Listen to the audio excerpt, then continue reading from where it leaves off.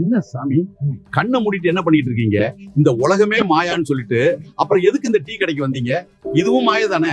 ஐயா ஈவேரா, அந்த மாயாவே ஒரு சுவையான அனுபவம் தானே.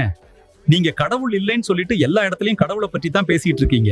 இது எப்படி என்றால், நான் கடவுள் இல்லைன்னு சொல்லல, இருந்தா நல்லா இருக்கும்னு சொல்றேன்னு சொல்லு மாதிரி இருக்கு உங்கள் கருத்து.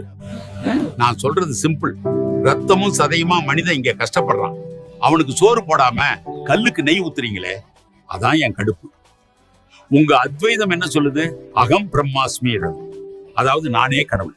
அதத்தான் நானும் சொல்றேன்ட்ட. மனுஷனை மதிக்க கத்துக்கோ, அவன் தான் கடவுள்னு. ஆனா நீங்க அதையே ஒரு தத்துவமா பூட்டி வச்சிட்டீங்க.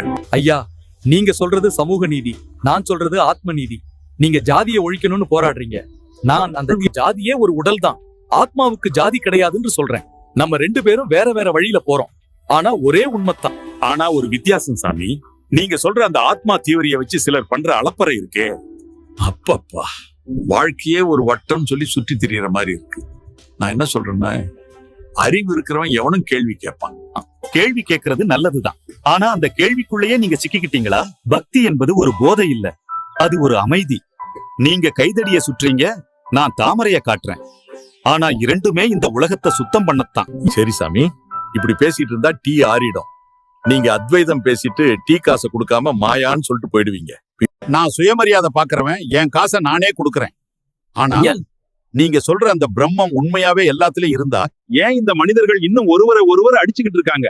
அதுதான் ஐயா அஞ்ஞானம். கண்ணுல இருக்கும் கற்றாழ போல. நீங்க பகுத்தறிவு என்ற லேசர் வைத்து அதை நீக்க பாக்குறீங்க, நான் ஞானம் என்ற மருந்து வைத்து கரைக்க பாக்குறேன்.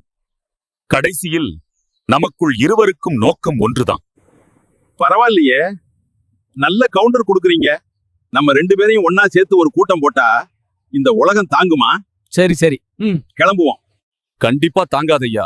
நீங்க கடவுள் இல்லைன்னு ஆரம்பிப்பீங்க, நான் கடவுள் தவிர வேற எதுவும் இல்லைன்னு முடிப்பேன்.